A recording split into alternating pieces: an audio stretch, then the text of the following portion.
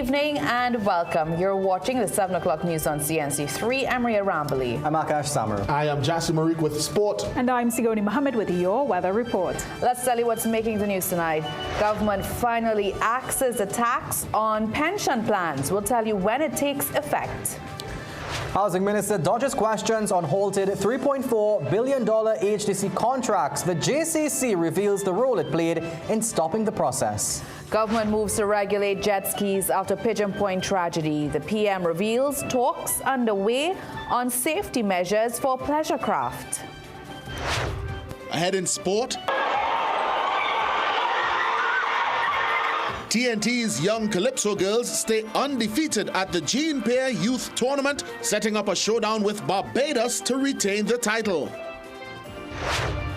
Will the weather remain dull and gloomy in the days ahead? We find out together in the weekend weather forecast.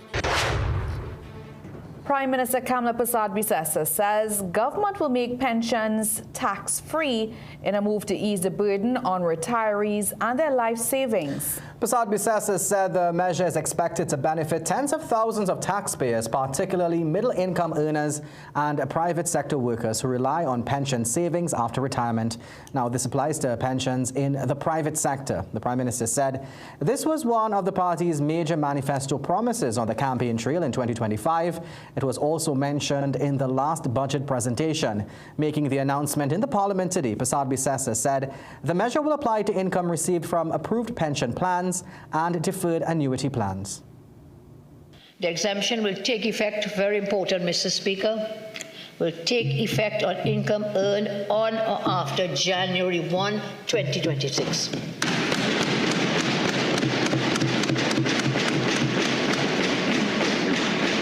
What this means is that any pension payments you receive from these plans from that date onward, January 1, 2026, from that date onward will not be subject to tax income.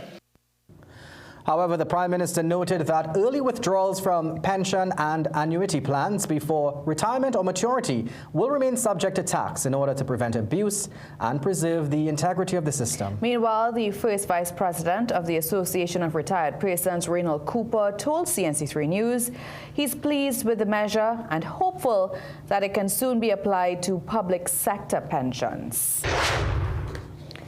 Prime Minister Kamla Persad-Bissessar blames the People's National Movement for its failure to pass legislation that would have regulated the use of jet skis in Tobago. Speaking in the Parliament today on the tragic incident that took the life of 7-year-old Angelica Jogi, she said the legislation to curb jet ski use was before the PNM, but they did nothing.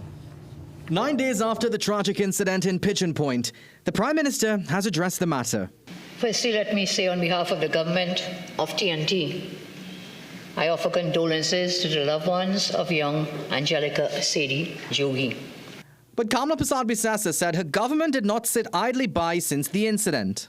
The government is in constant communication with DHA regarding measures to address these matters, and more will be said in the future. So we are in consultation. She lamented that she's been advised that there was proposed legislation in 2020 in the Tobago House of Assembly under the PNM administration meant to deal with regulating jet ski use. But those on the other side sat on that bill for, 10 years or more, from 2020 right down until last year, and never acted on that bill. That bill is called a law to regulate the use of Tobago marine parks. The bill explicitly excludes jet skis from marine sport activities. It then goes further and says, bottom line, no person can operate a jet ski in a marine park except under very limited conditions. The bill allows jet skis to enter marine park only for transiting, and they must have a transit permit. And while the bill did not address marijuana use, it prohibited the sale or distribution of intoxicating liquor within a marine park. However, an exception is made for approved tour operators. In such cases, alcohol may only be sold or distributed if the operator holds the necessary permit and the activity forms part of an authorized tourist program. So what happened with the bill? Then Chief Secretary in 2020, Ansel Dennis, told CNC3 News that it was debated and passed in the Assembly, but the bill then needed to be sent to the Red House. He could not provide any further updates, but reiterated that even without the bill, they still tried to regulate what they could with the powers they had. And he wants the Prime Minister to know that Had she supported Tobago's autonomy as opposition leader, then the THA would have been empowered to implement its own laws without approval from Trinidad. Because the PNM did not have the quantity of votes required to pass the bill. Had they supported it, we would have had sufficient powers in Tobago to create and pass that law on our own. Then Attorney General Faris Al-Rawi was contacted, but he has not yet responded to our questions. The death of little Angelica has drawn regional attention, with Executive Director of Jamaica's Tourism Enhancement Fund, Dr. Carrie Wallace, weighing in. He tells CNC3 News Jamaica faced a similar crisis in 2014 after a series of jet ski crashes resulting in the death of a tourist and similarly a 7-year-old girl. He says those tragedies forced authorities to take decisive action and ban commercial jet ski activities. In our case, it were tourists that were killed, and in fact, there was a lawsuit against the hotel that the tourists stayed. So there were multiple repercussions that transpired around that one incident, which incidentally was one of several over time. It was almost like a recurring decimal. He says the move led to a significant drop in incidents, with no cases reported since the ban. He said although operators are still furious, the island's reputation and public safety must come first. When you weigh the risk and the challenge and the dangers of it, I think it was just a necessary step. Wallace says Jamaica suffered no drop in tourist arrivals since the ban, and its industry continues to grow. He advised TNC to make a data-driven decision and not one based off emotion. The fallout over $3.4 billion in state housing contracts continues to deepen as new details emerge over what triggered a procurement freeze. We can now confirm it was the Joint Consultative Council that first sounded the alarm, quietly flagging the deal to regulators days before it became a public controversy. Therese Polo has more. Minister, you saw the decision taken by the Office of the Procurement Regulator, Minister, $3.4 billion contract that was supposed to be given to 11 businesses, now put on hold. Housing Minister David Lee refusing to answer for a multi-billion-dollar deal now suspended and under the microscope. But the timeline of this growing controversy reveals a more complex origin. While the PNM opposition has led the public charge, it was the Joint Consultative Council that actually triggered the probe. On April 9th, the JCC alerted the regulator after verifying a tip from a private citizen. Based on the information as presented, it raises a lot of questions within the procurement laws. JCC President Fazir Khan says the issue isn't just about the money. It's about a, quote, major breach of the law. He alleges that the HDC failed to notify unsuccessful bidders in the pre-qualification stage. On the face of it, it appears irregular for award to be given out like this. So this is not minor. This is major. For Khan, the regulator's intervention is a necessary check on a culture where government policy often attempts to outpace legal oversight. If agencies are found to be wanting, which is why we have an independent body, then that needs to be treated very seriously, and the full weight of the law needs to come down on the agency for breach. The political pressure, however, is not letting up. MP Stuart Young is now moving to broaden the probe, providing the regulator with a steady stream of information on behalf of activist Wendell Eversley. He's also dismissing the government's defense that these are private sector-style financing deals. That is a red herring, because even if it is those types of contracts, you have to be qualified, and there must be a guarantee by HDC that they will purchase the houses. This is not a private sector development where they would be selling the houses directly to people. Young claims this housing deal is just the tip of the iceberg. alleging that multiple state agencies are systematically flouting transparency laws. Doris Polo, CNC3 News. Well, with the opposition calling for a criminal probe into the HDC's plan to award $3.4 billion worth of contracts to 11 companies, today we asked you if you support calls for a probe. Here's what you had to say.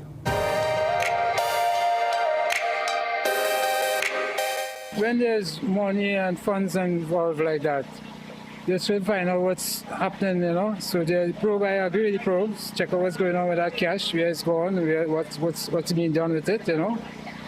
And I don't see no problem where it shouldn't be a probe. I find there should have some transparency with giving out contracts. Yes. For accountability and transparency. I agree with them because in all things transparency is important, and we, the public, need to know where our tax dollars are going in terms of these sorts of contracts. The problem is not a bad idea. It's not a bad idea, but I hope in all the endeavors that are trying to cover everything here that no one get hurt trying to do the right thing. Yes. Why? Right? Like, I think it's something strange about it. And something strange because the point about it just came up and there were other people in this contract business and they come and get $3-point-something million. Still to come in the news. Well, for me, it seems the same thing so far. It's just about the same. With the UNC about to celebrate 1 year in office, we review the marginals that went from red to yellow on April 28th. Justice Minister reveals the nation's prisons now bursting at their seams. He says probation for inmates should be mandatory. And coming up in sport, we are live here at the Hazley Crawford Stadium monitoring Trinidad and Tobago's women's footballers in a crucial CONCACAF Championship qualifier against El Salvador. The latest later on. Terrible.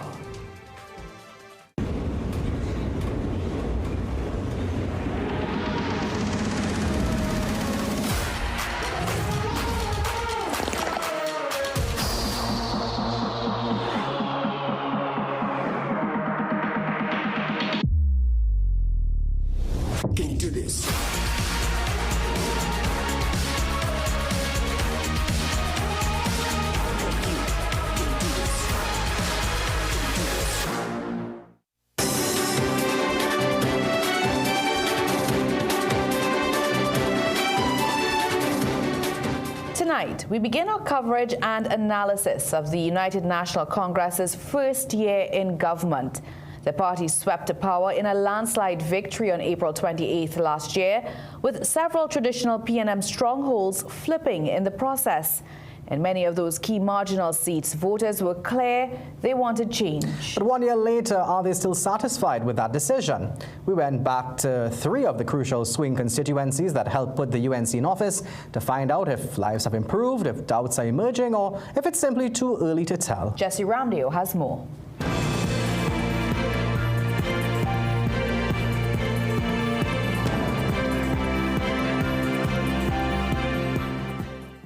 One year ago, voters made a choice to turn away from the People's National Movement. And from what we have coming into Balizé House, it is clear at this time that we have lost the election.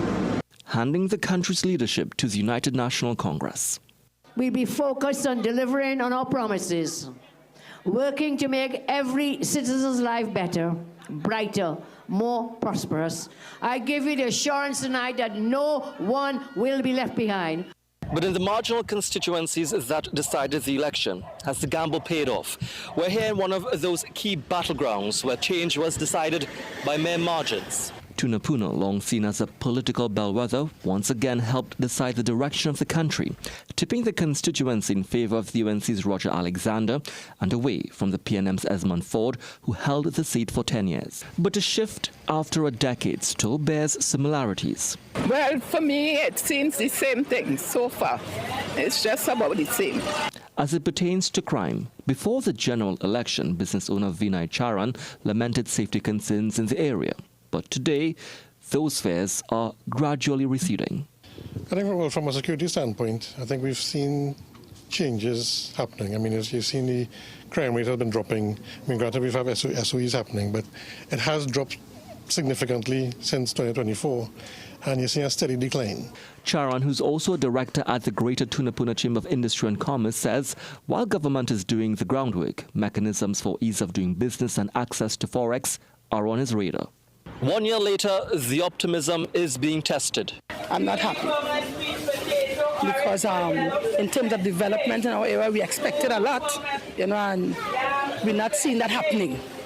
People are unemployed and all that. Even within the market area here, we accustomed, I think, these low-income people like the CPEP and so on, they always participate in the market and bring income and so on. And we're not seeing that.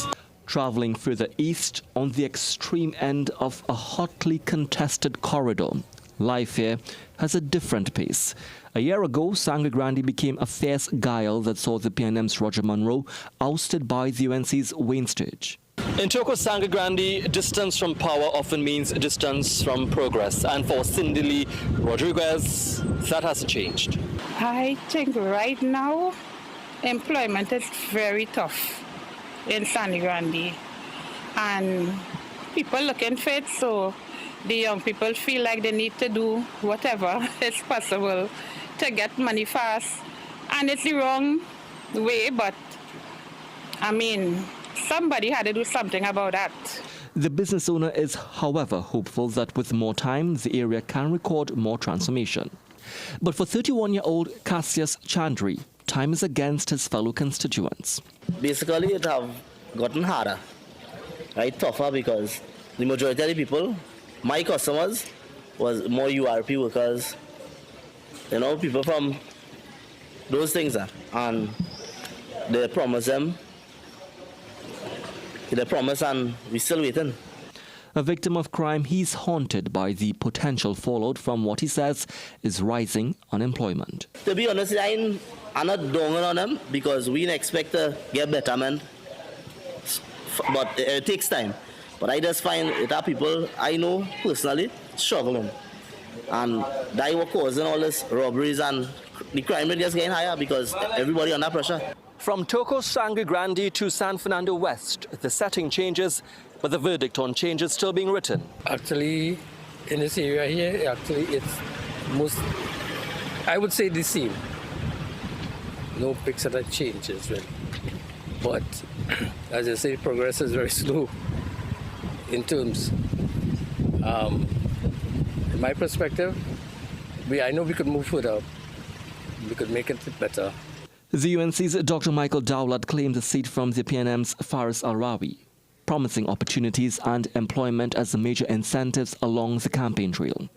But for an elder along Jack Street, Marabella, failure to deliver a year later on those particular promises are presenting problems. I'm hoping that they will get something better to do because plenty of youths not really doing anything and they just interfering with people's homes. Elton Duff laments that unemployment in the constituency is among the biggest concern post-election. At the end of the day, when you see so much youths on the block and nothing happening, no money, you understand, you buy the parlor here and people hardly buying and that kind of stuff. While experiences vary across these marginal constituencies, a common thread remains: an uncertainty around jobs and opportunities to improve their quality of life. It's an issue constituents expect the government to confront as they enter year 2 of their stewardship. Jesse Ramdale, CNC3 News. Well, government has revealed what it describes as very alarming statistics regarding the state of overcrowding at the nation's prisons. To that end, government is seeking to pass the Probation of Offenders Amendment Bill. At the heart of the legislation is the introduction of hybrid sentencing, allowing courts to impose a prison term followed by mandatory probation outside prison walls instead of choosing one or the other. Justice Minister Davish Maharaj said it cannot be business as usual because the prisons are bursting at their seams. That our prison presently contains 3,456 inmates. 3,456 inmates. Far past the capacity that our prison system is supposed to have. We are really sitting on a time bomb, Mr. Speaker. However, opposition MP Keith Scotland notes that the law states someone on probation must have steady employment. He is therefore questioning if people on probation will have access to jobs. Will they be able to access URP? Will they be able to access CPEP? Will they be able to access the programs that were cancelled by this very government? Where are they getting the work from?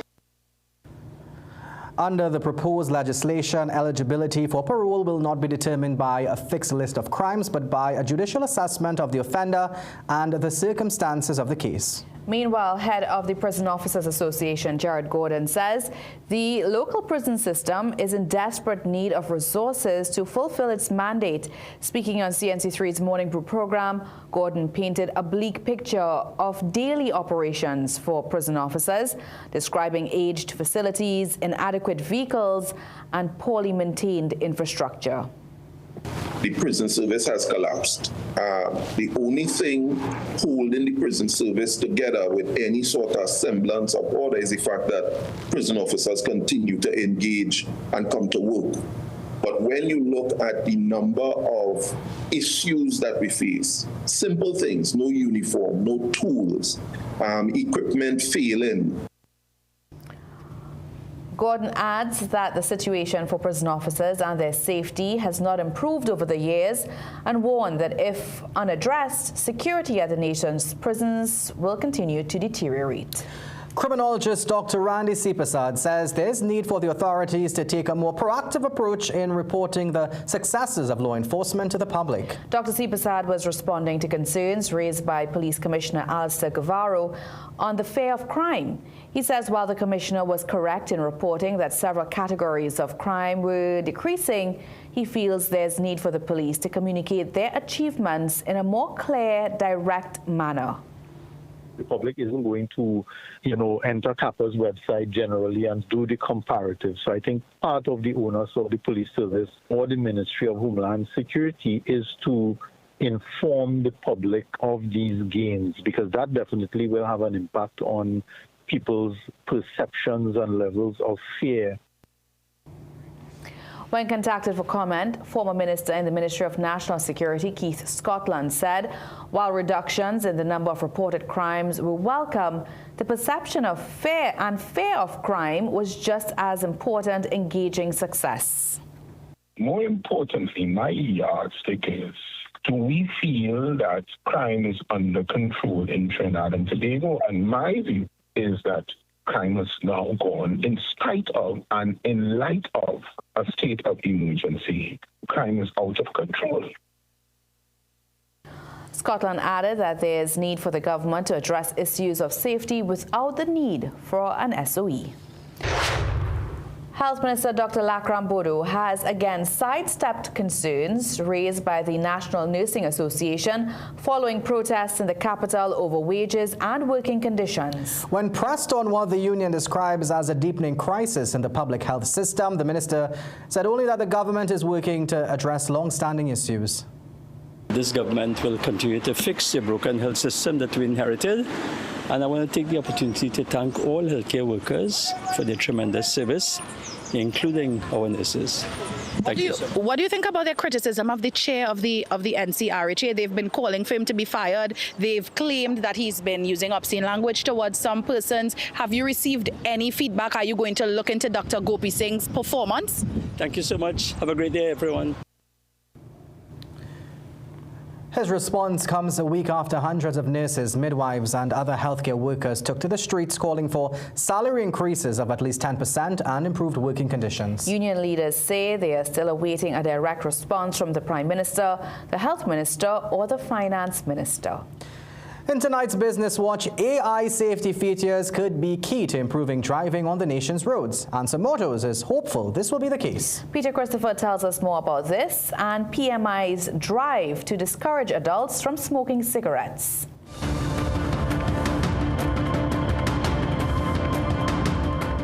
After accidents over the Easter weekend placed renewed focus on road safety, Answer Motors is hoping the introduction of the updated model of the Proton X50 could change driving behavior on the nation's roads for the better. The X50 had been brought to Trinidad and Tobago in 2024 by the company, but its 2026 model, which was unveiled at the company's Port of Spain showroom on Thursday, features unique technology which aims to make driving safer. It has a lot to do with the safety and a lot to do with the technology behind it, which is all the AI. So it basically tells you everything you need to do. Like yesterday when I was driving it, if a car comes alongside you, it gives you a beep.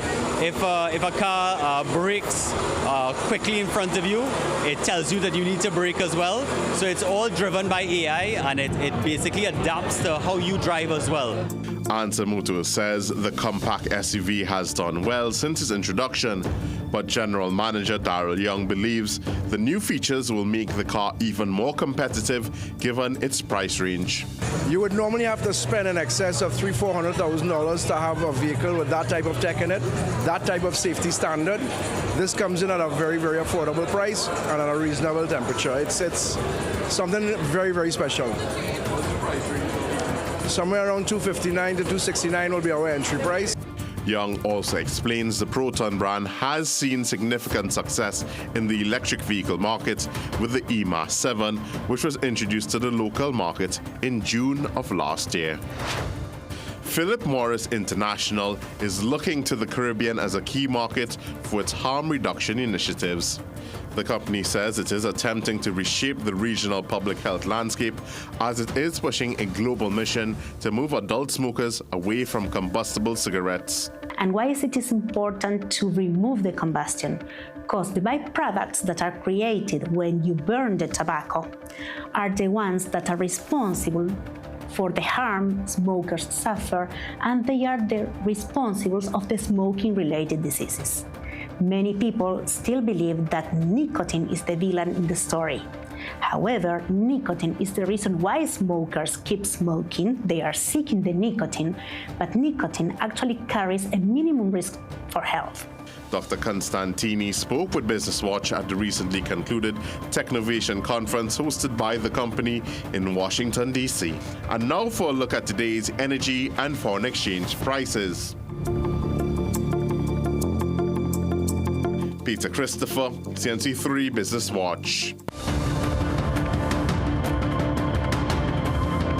Thank you, Peter. Still to come in the news, police warn Tobagonians of online car scams after buyers were left out of pocket following down payments to fake sellers.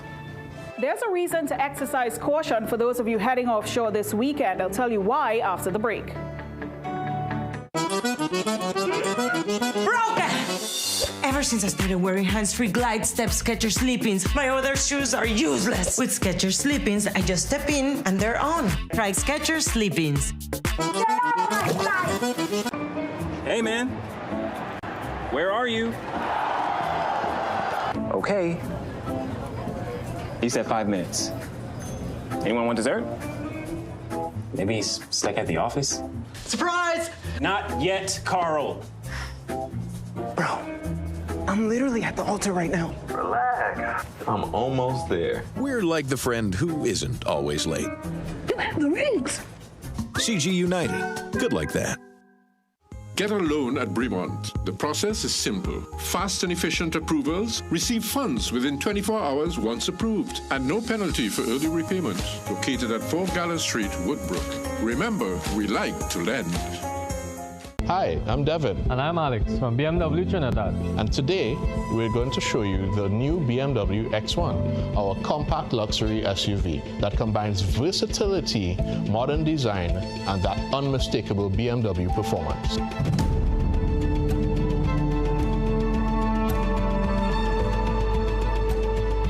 The X1 delivers a commanding presence with its sculpted lines, enlarged kidney grille, and athletic SUV proportions. Inside, the cabin is spacious, refined, and crafted with BMW's signature attention to detail. The X1 is available in gasoline, hybrid, and fully electric configurations, offering a powertrain that's perfectly suited for every lifestyle and driving preference. To experience the BMW X1, visit us at La Fast Motor San Fernando. And come and test drive the ultimate driving machine.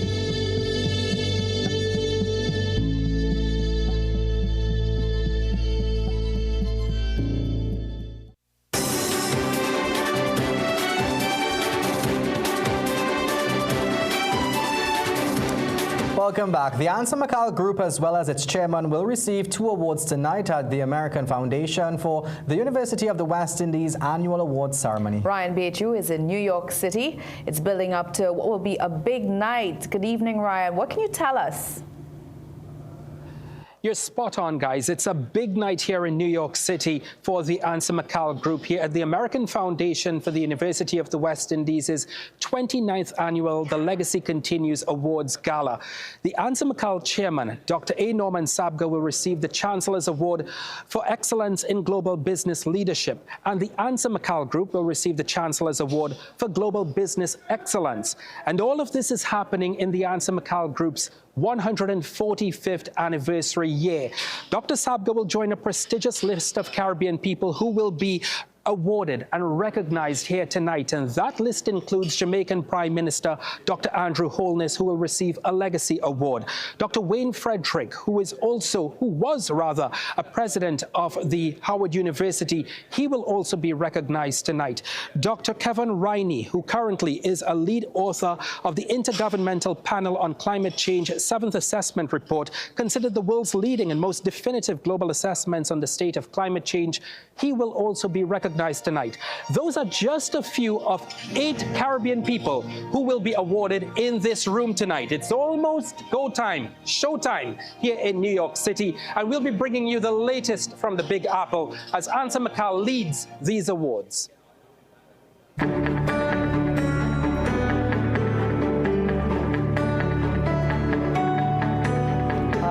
Coming to us there from New York City, where there's great weather. What will our weather look like, Siguni, for the weekend? Today, you know, Ria, we've just been covered by a blanket of cloud, and it's been like that all week long. Let's try and get through this forecast in light before the electricity goes again, right? So, hey, we're jumping into the outlook. Right now, we've got a lot of cloudiness, copious amounts of clouds just moving over the region at this time. And that's mid to upper level clouds from an upper jet that's causing this mass layer of cloudiness.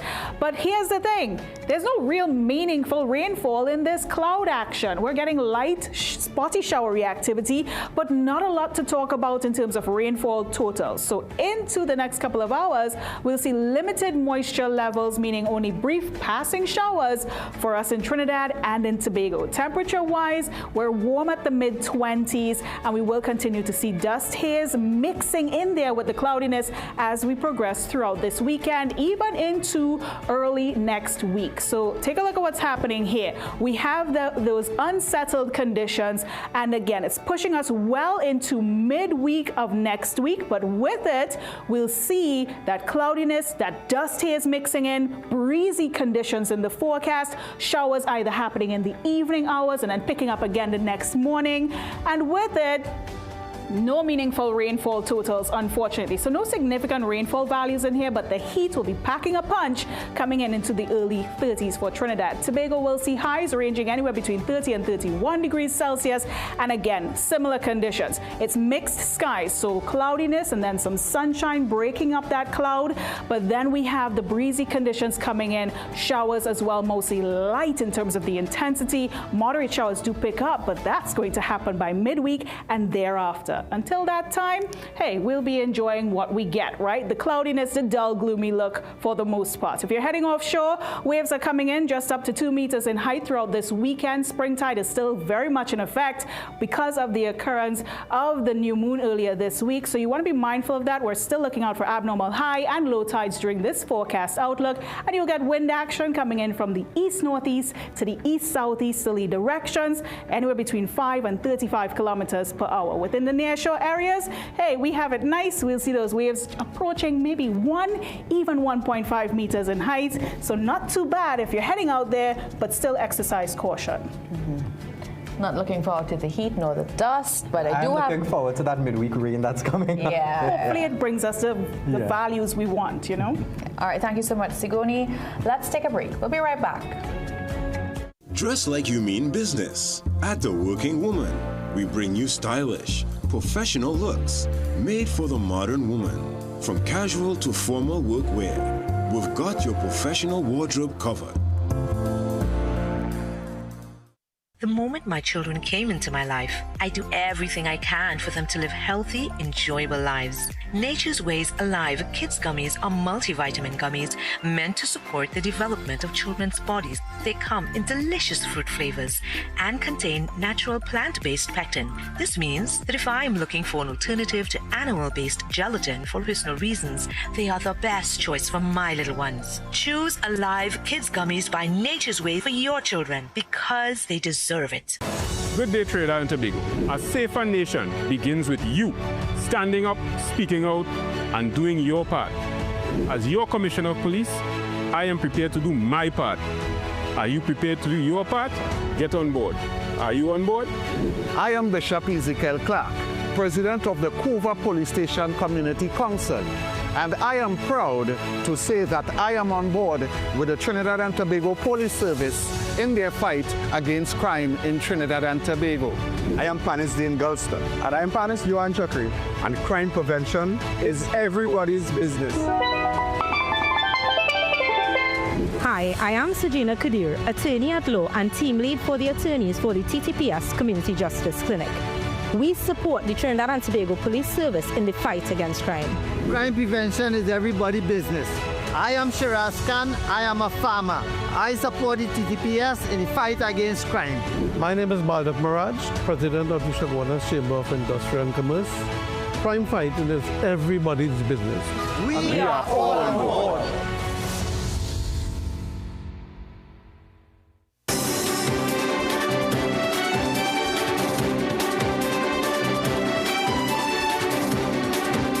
Despite a growing global shortage of fuel, Prime Minister Kalma Prasad Bisesa says Paria Trading Company has enough in stock. Prasad Bisesa was asked that question by opposition MP Stuart Young in the Parliament today. The current global fuel shortage is primarily a result of the 2026 Iran-US conflict, which has triggered what the International Energy Agency calls the largest supply disruption in history. The Prime Minister was also asked how the government will protect businesses from supply chain issues due to the Iran-US conflict and constraints in the Strait of Hormuz. In the last week, Trinidad and Tobago participated twice in international fora organized by the United Kingdom and France to discuss issues associated with the closure of the strait and to assist in providing solutions. These engagements align with TNT's consistent engagement with the United States of America with respect to matters as these. The Prime Minister said domestically the government has been in discussions with the private sector to monitor and mitigate economic impacts. Iran announced today that the Strait of Hormuz will be completely open to all commercial vessels for the remaining period of the Israel-Lebanon ceasefire. Now, let's turn attention over to sport. Just we missed you last night, but we understand that Team TTO's cyclists appeared in Hong Kong today. First of all, fingers crossed, I'll be here all the way through to tell you that it was our curtain raiser at the 2026 UCI World Cup Series. And of course, the team sprint team of Jasain Phillip, Paul, and Polito, they did our first round decent, but the Campbell siblings, they were out down in the field. And the 411 on where to go and what to do this weekend when we come back with sport. Plumbing problems? Don't guess. Call Plumbing Solutions at 628-4646. Proud to be serving Trinidad and Tobago for over 20 years. We do it all. Maintenance and repairs, new construction, sewer lines, inspection, drain cleaning, leak detection. We are licensed and insured, so call Plumbing Solutions at 628-4646. This season, Ask the Doctor is at a new time. It's your weekly prescription for trusted medical advice. In the Doctor's Capsule, Dr. Tilak Singh breaks down big health topics clearly and simply. Get a dose of smiles in the Kiddies Capsule as our youngest experts share health tips with heart. Explore the science behind the headlines in Medical Minds, featuring real doctors, real insight, and your questions matter. Join the open forum live and get answers straight from the source. Ask the Doctor, every Thursday at 8 p.m. only on CNC3. Some of us like to test limits, but there won't always be second chances. Obey the speed limits. Maybe you don't value your life, but others value theirs.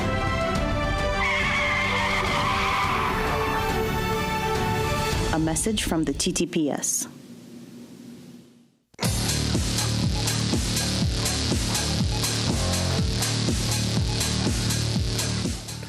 Well, it is time for sport now, and with a spot in the CONCACAF Women's Championship at stake, as well as a chance to extend their World Cup qualification campaign, this country's senior women's football team is currently backed against the wall against El Salvador at the Hazley Crawford Stadium in Port of Spain.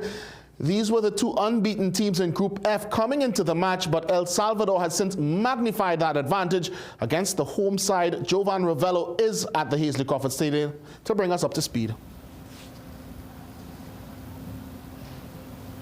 That's right, Jassy. Trinidad and Tobago's senior women are up against it here at the Hazley Crawford Stadium after Brenda Soren put us to the sword on two occasions. Her first goal came in the 38th minute, just before the half, but before that, Trinidad and Tobago began very brightly. They could have scored in the earliest minute of the game, the first minute of the game, with a couple chances that went awry in front of goal. Of course, the Trinidad and Tobago Football Association's Women's Player of the Year, Nikita Gosain, was also among the chances, but she too was unlucky. Soren, of course, scored in the 38 to put El Salvador ahead, heading into the half-time, and then she scored again in the 51st to make it 2-0. It's a bit of an insurmountable task here as the minutes tick on here at the Hazley Crawford Stadium, but for now we have our fingers crossed for a better result at the end of the match. This match has had a lot of good support here from the people at the Hazley Crawford Stadium.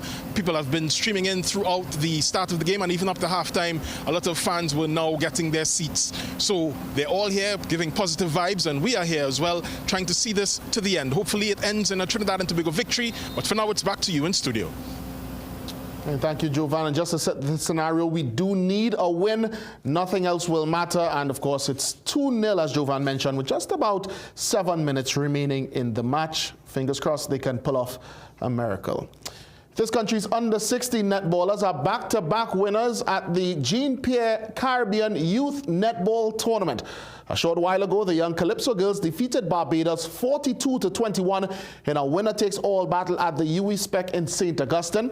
We'll have those highlights for you tomorrow night, but of course, coming into tonight's affair, both teams extended their respective unbeaten records. TNT smashed Antigua and Barbuda 51-9 last evening, and Barbados whipped St. Lucia. Antigua and Barbuda was the latest team to feel the brunt of Trinidad and Tobago's high-octane netball at the Jean-Pierre Caribbean Youth Tournament. Thanks largely to the height, reach and athleticism of Curleen Lara, the young Calypso girls have played unbeaten in 5 matches before last night, and they persisted with exploiting Lara's best attributes. Even when Antigua and Barbuda double-teamed, the wiry goal shoot made a way to knock down her shots, helping Trinidad and Tobago to a 9-3 first quarter lead. At halftime, that lead read 20-6. In the third quarter, Lara's sidekicks, Yudutu Alexander, shouldered the scoring for a while. Antigua and Barbuda had no answer to her either, as TNT kept their opponents scoreless in that third period, entering the final quarter up 37-6. The energy from the stands translated onto the court, and the young Calypso girls zeroed in on the next milestone, hitting the 50-goal mark. Lara finished with 37 from 45 shots. Alexander hit 14 from 15 to spark pandemonium in St. Augustine. And a near-flawless 51-9 victory for TNT sets up a match for all of the marbles this evening against the also unbeaten Barbados. They defeated St. Lucia 36-27 last night, and Grenada beat Dominica 29-18. Well, with the actual league title, it means that Trinidad and Tobago has swept all of the titles on offer in this tournament. Last evening, they won both shooting competitions. The impressive Curleen Lara won the individual competition when she knocked down a formidable 45 goals at the UE Spec, and that was 10 goals more than her nearest challenger, Azaria Allen of Grenada. St. Lucia's Niger Ferdinand placed third, but only after going into a tiebreaker against TNT's other shooter, Venus Kirk. Both of them scored 33 in the first time of it, but Ferdinand got the 48 in the decider, while Kirk could only manage 30. TNT's Zudita Alexander, she placed 11th overall with 27 goals, bringing TNT's combined score to 105, as the home team also won the team competition. Grenada followed in second with 98 goals, and St. Lucia claimed third with 87. So congratulations to them all around. Meanwhile, a tough day for Team TTO at the second stop of the International Cycling Union's World Cup Series. Endurance riders Tennille and Akil Campbell were down the field in the elimination races, and TNT's men's team sprint could only manage 6th. The UCI Track Cycling World Cup rolled into Hong Kong today, the second stop on the series after starting in Perth, Australia 6 weeks ago. All eyes were on the men's team sprint trio of Zion Pulido, Jacene Philip and Nicolas Paul, taking on France in the first round. So left-hand side, quickest man we've seen today over the standing lap, Timmy Gillion. France opened a significant gap from the first lap and stretched it on each one after to get themselves safely into the medal round, along with Great Britain, the Netherlands and Japan. In the end, the medals went to Great Britain, Netherlands and France. Team TTO finished in 6th.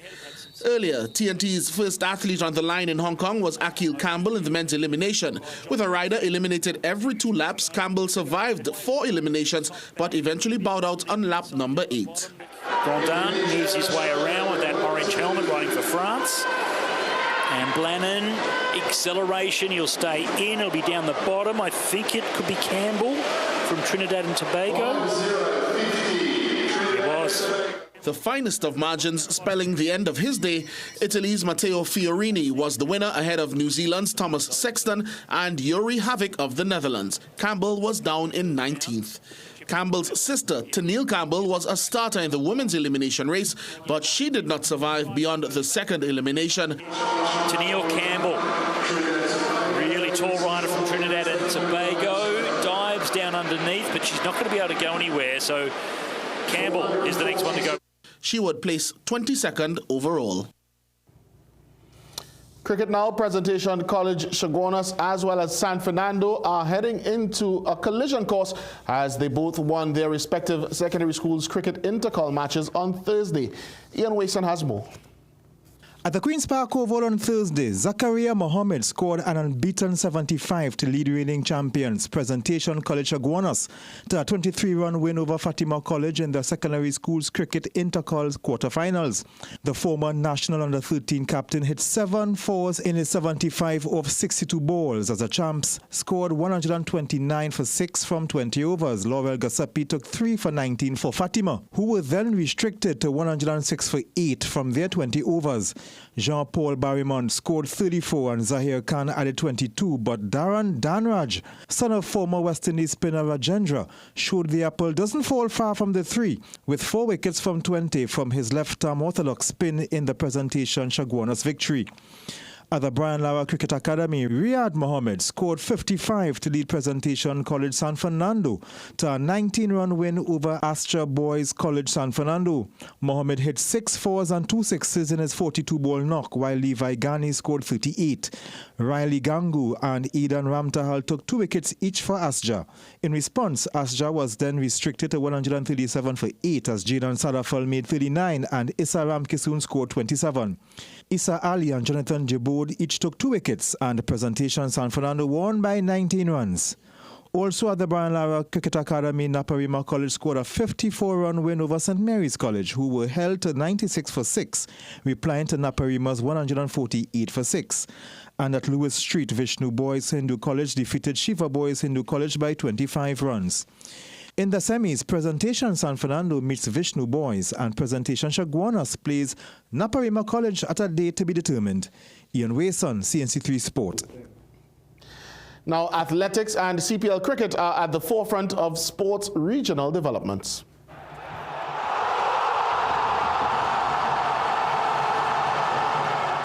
Jamaica's Athletics Administrative Association has thrown support behind the 4 athletes whose bid to switch international allegiance was rejected by World Athletics on Thursday. The J3A says the athletes, including 2024 Olympic discus throw champion Roger Stoner, remain valued members of the national program and confirmed it made no attempt to block the move. The decision by World Athletics also impacted a wider group of 11 athletes who were seeking to switch allegiance to Turkey. From countries including Nigeria, Kenya, and Russia, World Athletics says the applications breached its eligibility rules. In cricket, the playoff matches and final for the 2026 Caribbean Premier League will be hosted at Kensington Oval, Barbados, as the tournament is set to expand to a record 8 nations this year. St. Vincent Arnos Field Sports Complex has been added to the list of venues for the first time in tournament history. The tournament bowls off on August 7th and runs until September 20th. Samaki Felician, CNC3 Sports. And now here's our weekly look at what to do and where to go this weekend. This country's under-19 girls, under-19 boys, and under-15 boys are waving the flag at the International Table Tennis Federation's America's Caribbean Youth Championships in Santo Domingo, Dominican Republic this weekend. So send your good energy up the islands as they continue to bring glory home. The Listra Lewis Port of Spain Netball League Knockout Tournament takes center court at the Woodbrook Youth Facility on Saturday from noon. There's action in the Kiwis, A's, and men's divisions, so plenty to see for lovers of the game. The Trinidad and Tobago Rugby Union's Rugorama also promises rugby fans a full day of passion and hard tackles. The games begin at 10 a.m. on Saturday, the perfect plan for a day in the Queen's Park Savannah. The National Outdoor Hockey League continues on Saturday and Sunday at the National Hockey Centre in Tacarigua, so go show the local stickmen and women your support as they push for the title from 9 a.m. on both days. And a short distance away, the TNT Volleyball Federation's Super League will bring the nation's best on either side of the net to the Eastern Regional Sporting Complex for 2 full days of competition from 8 a.m. to 8:30 p.m. on Saturday and Sunday. And Division 1 of the TTPFL's Tier 2 continues on Saturday at venues throughout the country. The hot ticket is a top-of-the-table clash between QPCC FC and Police FC at the Larry Gomes Stadium from 4 p.m. Tier 2 continues with Division 2 on Sunday, with leaders Sides meeting table proppers RSSR, the Ansel Elcock Ground in Frederick Settlement. So that's a slice of the great sporting life this weekend. Get off the couch, go out, and make the best of it. Jovan Ravello, CNC3 Sport. Doesn't have the same ring as that's where to go and what to do. But thank you still, Joe Fan. Now, Aya goes higher in tonight's Sport High.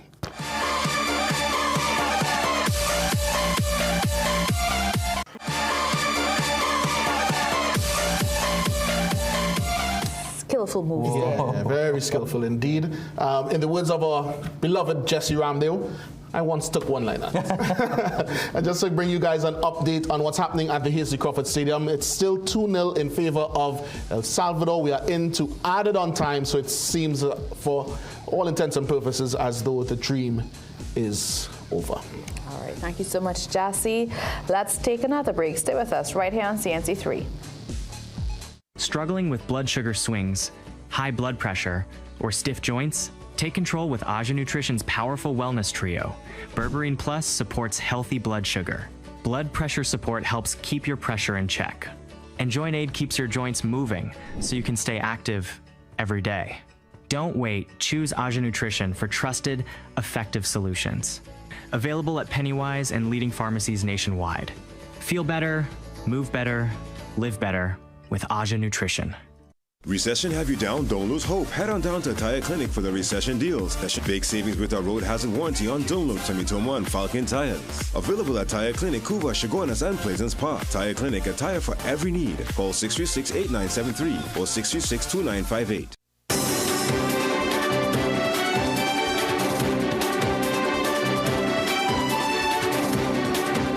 Executive Director of the National Insurance Board, Niala Prasad Pulaya, is urging employees to retain their TD4 forms as a safeguard against discrepancies. Her advice comes as the board continues to grapple with widespread inaccuracies in employer-submitted data. Prasad Polaia made the recommendation while appearing before a joint select committee examining the accessibility, responsiveness, and service delivery performance of the NIB. She tells the committee members that the integrity of the system depends heavily on the accuracy of information submitted by employers each month. But errors remain a persistent challenge. She says a significant number of submissions contain incorrect or incomplete information. We have seen at the NIB incorrect NI numbers, incorrect names, missing date of birth, a suite of incorrect information coming into the NIB where some of our employers are submitting data that is incorrect or absent. When that data comes into the NIB chair, it is almost impossible to upload to the respective contributor. Prasad Polaia says the board serves approximately 230,000 beneficiaries each month, with over 220,000 classified as long-term. In 2025, the NIBTT paid out $6.6 billion in benefits while collecting just over $5 billion in contributions, resulting in a shortfall covered by investment and other income. In other news, police are warning the public about the prevalence of digital fraud after 2 Tobagonians fell victim to scammers posing online as used car dealers. Investigators say the scheme involves fake social media pages, including one on TikTok with over 1,000 followers. The scammers advertise an array of vehicles and even offer payment plans. Investigations also reveal that the suspects used a stolen identity to gain the trust of customers. Police are urging the public to be vigilant. You think about it. Don't start with your money unless you physically check and see the goods. You understand? And we have been advocating that for quite some time. People are going to steal something on this Facebook marketplace and they are parting with their money. And when they part with your money, you can't get onto the person after. That is, understand what I'm saying? People parting with their money too easily. Over a dozen families, including an amputee and his 84-year-old mother, live in fear that they could be trapped by flooding after a watercourse in Kanai Trace, South Barrackpore, was blocked. Residents claim a hillside was cut and dirt was used to backfill a watercourse which drains the lagoon next to their homes. A petition has been signed since last December and a stop notice issued from the Princestown Regional Corporation. Town and Country Planning also refused permission for development on the basis that the area was designated agricultural lands. Resident Mina Frankie says despite these warnings, the developer continues to excavate and backfill in the dead of night. She worries for her husband, William, and her mother-in-law should the blocked drain cause the area to flood. My mother-in-law is 85 years old and my husband is amputated. And we're looking for help because if rain fall at this moment, we will be flooded out due to the blocking of this drain here. We look anybody in authority, a relevant authority, to help us at this moment. Hari Prasad Ramratan, who is partial owner of the property, says he has been trying to stop the development, but claims he was threatened. Well, it's time now to recap our headlines. Government finally axes the tax on pension plans.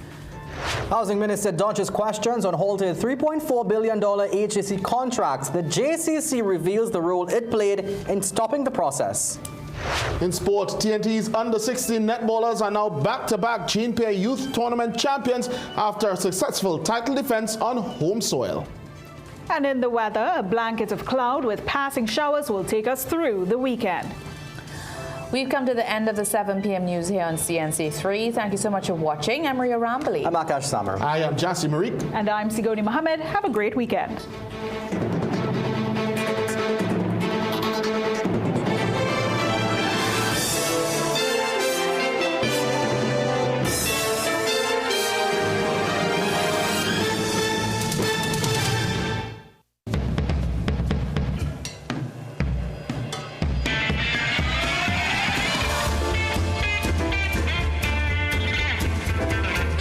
You're watching CNC3. Keeping it Real Estate, brought to you courtesy First Citizens, Guardian